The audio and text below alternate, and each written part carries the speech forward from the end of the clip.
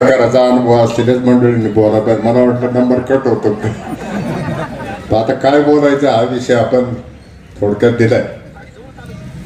समस्त काकडे मंडळाचे अत्यंत मोक्याच्या जागेवर नवीन इमारत या मंडळींनी त्या ठिकाणी ठेवली आणि त्या टुमदार इमारतीमध्ये बाबा नागरी सहकारी पतसंस्थेचा शुभारंभ ज्यांच्या शुभ हस्ते पार पडला ते परम आदरणीय गुरुवर्य सरकटे महाराज ज्यांनी आता आपलं मनोगत व्यक्त केलं ते टाकळकर कुटुंबियांचे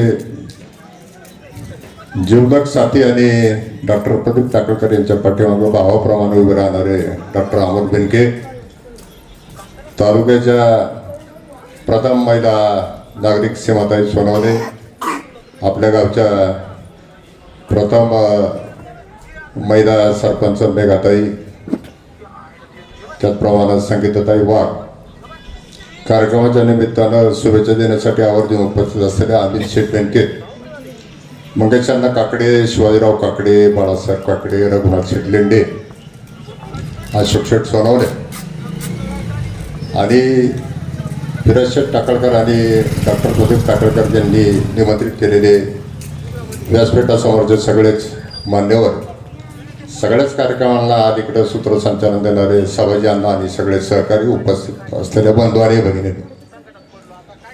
पेपवंडीच्या पंचक्रोशीमध्ये मला वाटतं 8 ते 9 पतसंस्था झाल्या. 2 ते 5 संस्थांचा कारभार मला वाटतं त्या ठिकाणी बंद झाला.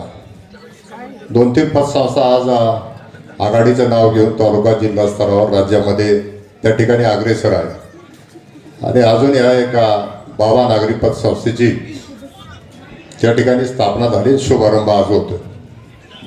तिचे संस्थापक आहेत प्रदीप टाकळकर. मी म्हटलं चेअरमन कोण आहे तर मला डॉक्टर म्हटले की जो वेळ देईल पूर्ण वेळ देईल ते तोच चेअरमन, तेच संचालक मंडळ. मी फिरोज शेठला सांगितलं वाणी साहेब, फिरोज शेठ मला म्हणले तुम्ही येऊन बस पहा तुम्हीच कारभार. मी काय सहकाराकडे वळलो नाही. रघुनाथ शेठनी सांगितलं की यांचं सार्वजनिक क्षेत्र आहे तर मी सहकार निवडलं. सहकारात आम्ही प्रयत्न केला मंडलिक सर, थोडा काळ होता परंतु आम्हाला लक्ष देता आलं नाही. त्याचं काय पुढं झालं ते आपल्या सगळ्यांना माहीत आहे.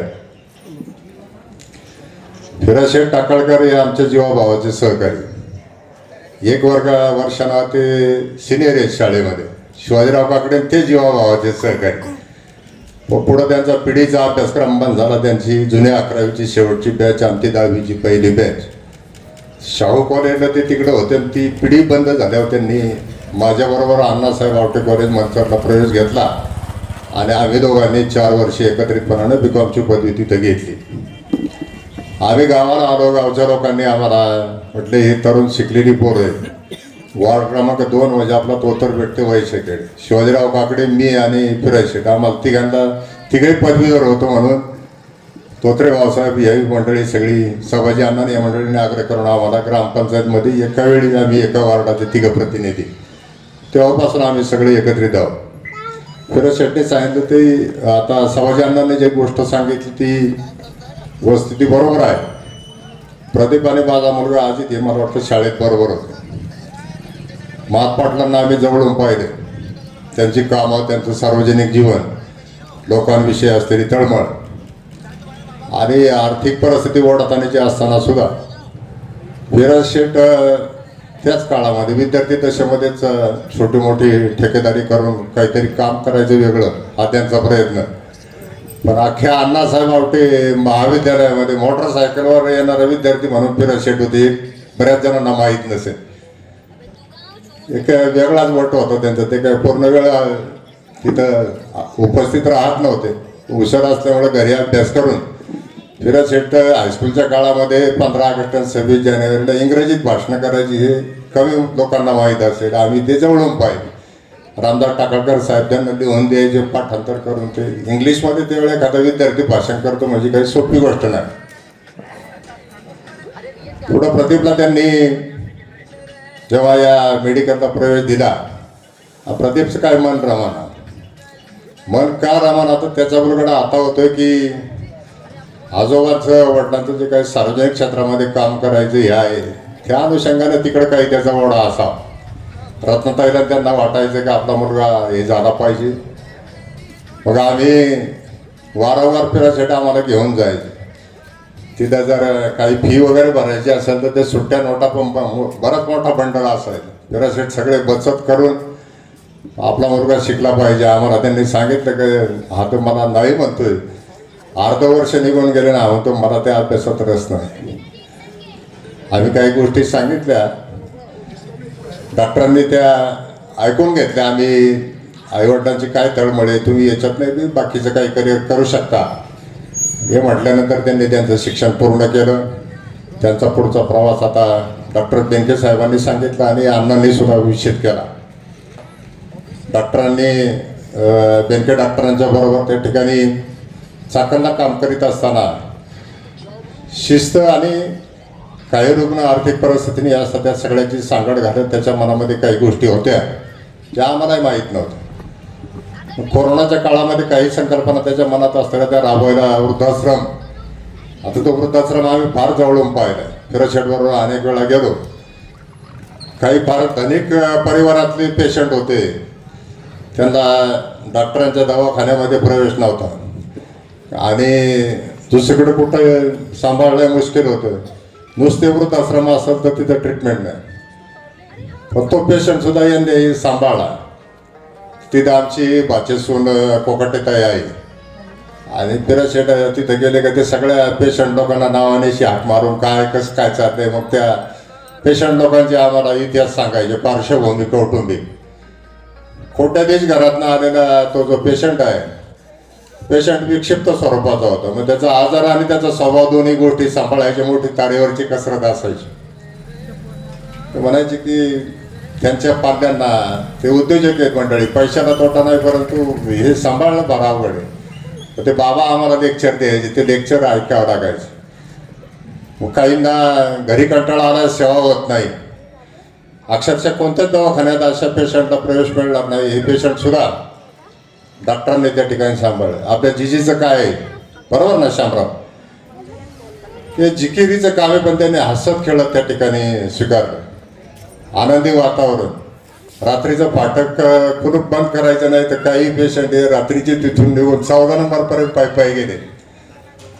लोक सगळे झोपले पण फिरशेटला ती काळजी, त्यांचा पाठलाग करायचं, दादा बाबा करायचं, पकडून आणून पुन्हा. काय तो वृद्धाश्रम चालवणं सोपं नाही. पण तिथं असे सुद्धा काही लोकांना तिथं सेवेची गरज आहे हे त्यांनी ओळखलं. पैसा कमावणं ही दुय्यम बाब आहे. तिथं पैसा कमावतच येत नाही. फिरशेटला इकडे तिकडं काही मदती मागवाव्या लागतात की बाबा अशोक शेटला सांगायचं गहू झाले गरीब भरपूर थोडे स्वस्त द्या.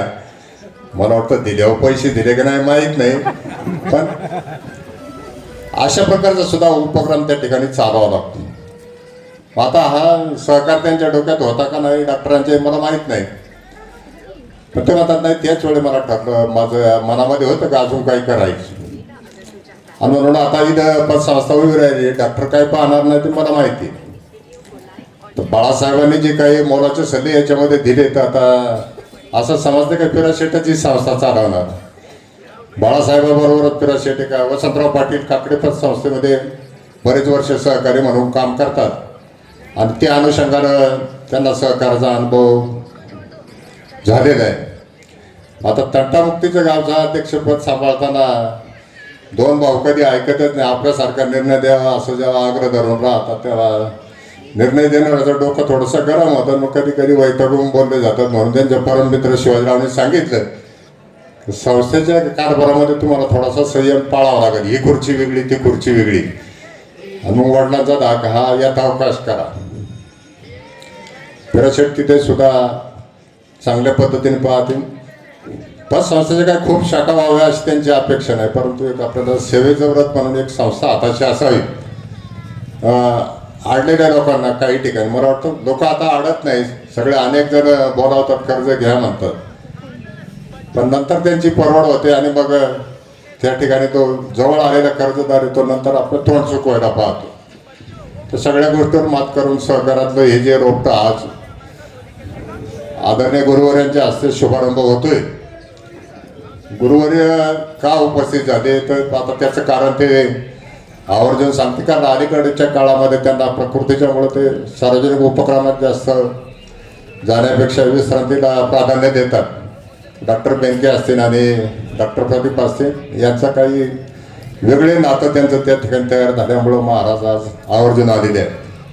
आम्ही शेठ सांगत होते की तालुक्यामध्ये एवढ्या ज्या संस्था आहेत त्या संस्थांमधल्या सुस्थितीत किती आहेत आणि अडचणीत किती आल्या याचा सुद्धा अभ्यास करावा लागेल. परवाच्या दिवशी लोकमतच्या पहिल्या पानावर मला वाटतं एक अहवाल आला होता. भारतातली सहकाराची परिस्थिती काय राज्यावर आणि त्याच्यामध्ये मला वाटतं राज्याची दिली होती आणि राज्यातल्या तालुका स्तरावर अनेक आता जिल्हा सहकारी बँकांचं जेव्हा आपण पाहतो, नागपूरचा विभाग असेल, खानदेशचा विभाग असेल, नाशिक असेल, काय बाकीच्या काही भागात पश्चिम महाराष्ट्रात ही चळवळ चांगली रोजगिरी भक्कम झाली. पण इतर ठिकाणी या बँकांचा वशिले राजकारण पुढाऱ्यांनी फोन केला, त्याला नाराज करायचं नाही, असं करून शिस्त न पाळल्यामुळे अडचणी झाल्या. त्या गोष्टी काही आपल्याकडे जास्त होणार नाही.